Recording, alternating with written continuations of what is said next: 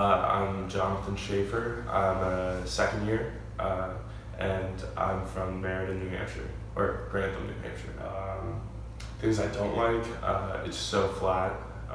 Being in New Hampshire where there's like hills and stuff, it's a lot. I don't know, there's more to do, but I really love the thunderstorms that we've been having, and like the way that you can literally like feel like the day just cool off. Like it's been like 90 degrees all day, and then like a bunch of rain hits, and then all of a sudden it's like 75, and it's nice. More about your home in New Hampshire? Yeah, so growing up, I was in a small village of Meriden, New Hampshire, which I lived on a like dirt road with like it was like lined by maple trees, very scenic, beautiful, and surrounding area is like lots of hills and mountains and lakes.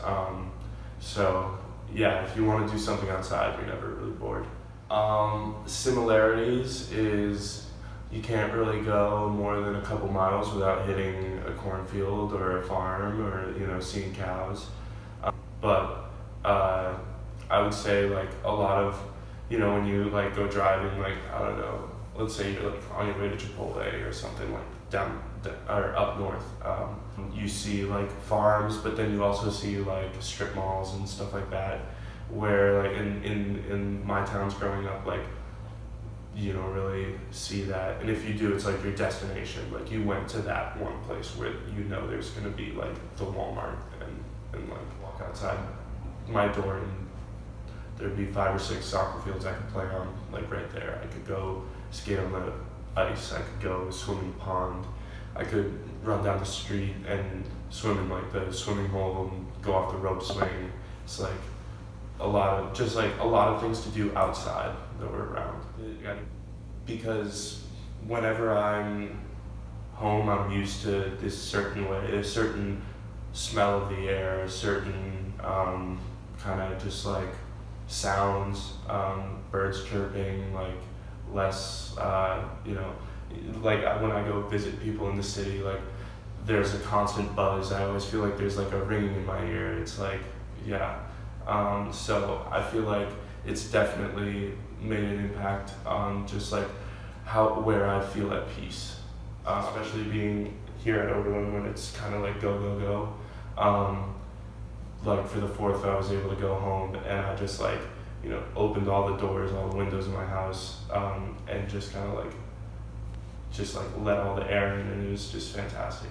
And I never like walk around. And, yeah, it definitely just there's like a whole feeling of like you said, like home, like. My name is Parker Rutherford Whitcomb. I'm currently a junior, but a rising senior. Next, gonna be a senior in the spring, and I'm from San Francisco. It's cool. Like I've definitely got to know it a lot more. Nature-wise, I feel like it could have a lot to offer, like cool rivers and. People here definitely seem to be more connected to the environment than I realized. The people are like in the Ohio area, like, I don't think they're the kind of people who I see myself like talking to or like socializing with or like am close with, but doesn't mean I like rule them out. Definitely like the Midwest culture is like a lot different than West Coast culture. I don't feel the sense of a community as much as I do at home, Ohio at least, or at least I haven't felt that. Mm-hmm. And then also like sense of home is being around my parents, my 2 moms, and then my brother. Like I kind of love when everyone's like in the house at the same time. It's like nice. Like, we all coexist peacefully. At least we do now. Like before it was, the hectic times, but. What's so nice about being in San Francisco is that there's always going to be like people I know there. Like even if they're not like my closest friends, there's still people who like I've grown up knowing or like have seen around or know of that are just like in the city. And like and it's pretty small for for most cities, San Francisco, there's only like 900,000 residents like who live in San Francisco. Even upwards of like 3 million people might be in the city for a day. Like there's a lot of residential space in San Francisco, like which is really cool because they're not like suburbs. They're like all a bunch of different styles of houses that were built at different times by different people, and it's very, very unique. But there's a lot of different just like layouts, like because of the hills of San Francisco too. That's the reason I love it, is because it feels very secluded. Because, you know, if you're like at the bottom of two hills, you can't like look out over the landscape, you know, because there is no landscape, you know, covered by hills, which is kind of nice because you might be physically close to this one house or like, you know, your neighbor's house, but you're actually like separated because there's just some kind of like, there's a hill or like a road that's windy or like some kind of geographic factor that it just makes it more interesting, the landscape. It's pretty unique. It's cool. Well, San Francisco's like it is the most gentrified city in the world now, which is honestly kind of sad for like someone who's grown up there, because it's like there are a lot of things changing all the time. Like a lot of the nostalgia that you might have gotten from like this one restaurant or whatever like doesn't exist anymore. You know what I mean? Because they're like always building in new houses, like new restaurants, and like it's all cool. Like all this new stuff is dope, but my name is Liam McGovern Junco. I'm a first year, and I'm from New York City. I really love the environment around Oberlin. The kind of farmland, the fields, the like openness is a very, very stark contrast to obviously New York City, and even upstate New York, where I've spent a lot of time, is much more like hilly and not as like agricultural, I guess. So to me, maybe just because I have not been around it, the like super wide open fields and the like farmhouse in the middle of a wide expanse of like whatever corn is really pretty. And one of my favorite things is like the sky, actually. The clouds, the sunsets are really gorgeous. I don't know, it's just so starkly different from where I come from and the kind of environments I'm around that it's pretty. Even if, I'm sure if I grew up here I might not feel the same way, but being how different it is, I don't know, I find a lot of beauty in it. Was that the open setting of Oberlin kind of what drew you from New York City? It was not the main, it was definitely not. I mean, I definitely was like rolling my eyes about going to school in Ohio. When I was like, you know, looking at Oberlin, it was definitely not the draw. That was definitely a negative. Yeah, getting here, my perspective has changed a lot, and I think the kind of landscape around Oberlin went from being a negative, like a con of coming here, to being like part of what makes me love it so much. I live on the Upper West Side and in East Harlem, because my parents are split, so I spent time in both those neighborhoods. And I mean, obviously New York is like urban. It's tall buildings, pretty narrow streets. This area is a lot lower socioeconomically, like lower class than a lot of parts of the city are, so that's a huge difference. I don't know, just everything culturally, the people, the sound, the feel of it. Although the weather's not that different, that's the only thing, but otherwise aesthetically, culturally, visually, sonically, very polar opposites.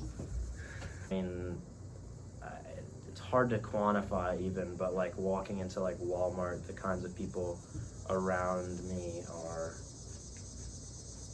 but even East Harlem is not necessarily that much wealthier a neighborhood than the area around Oberlin, but the culture is just super different.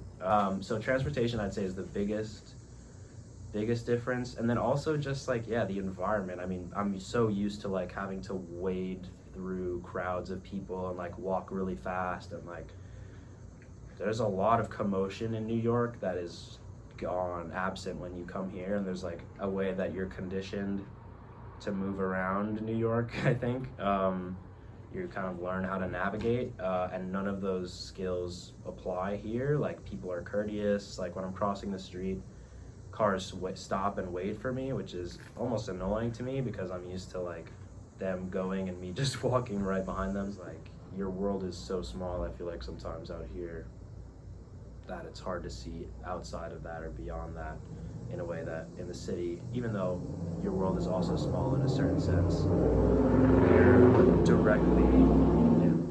directly seeing, I don't know, you're seeing a lot more people and ideas and things on a day-to-day basis. And like Upper West Side and East Harlem obviously are the parts that make it the most home to me, just because that's like my neighborhood. I know it super well. I know my neighbors. I know like the people I see on the street, and like the people there define, I think, the area, but also just the people define who I am, and like, I don't know, define my kind of New York identity, which is definitely part of my identity overall. Like I very much identify with New York and where I come from. I'm Clark Waltz. I'm a sophomore and I'm from St. Paul, Minnesota. Overall, I really enjoy the Oberlin area. Places like the Arb in particular, I like to go, and I like that it's accessible and feels like a mini adventure every time you're going there. As for things I dislike, because of the lack of transportation, it feels kind of isolating sometimes being in such a rural place. St. Paul and Minneapolis obviously have a cityscape, but in terms of the more general areas of Minnesota and Ohio, they're quite similar, just both being in the Midwest, being pretty vast and flat and somewhat barren, which I actually don't mind at all. I think it's actually, I always thought it was like pretty beautiful. I guess they're not, I can't think of anything super significant, other than obviously there's more diversity in the city. St. Paul and Minneapolis have really large Hmong and Somali populations, so there's a lot of diversity in food and stores you can go to compared to Oberlin. I think people in rural areas feel forgotten a lot. I feel like they don't feel heard. I feel like people in rural areas feel like flyover states, because that's what people refer to them as all the time. So that probably could influence a distrust in government, perhaps, or something like that. Mm-hmm. Something I really like about Minneapolis and St. Paul is that while it is, a urban area, you can also drive 10 minutes and be in a state park or by the river, and that's what I really appreciate about it, is that there still is a lot of access to nature, and I have a lot of memories there, just going on walks with my family and stuff like that. The culture shock actually came more from the people who weren't from the Midwest, and who were more from more coastal areas. How were they different?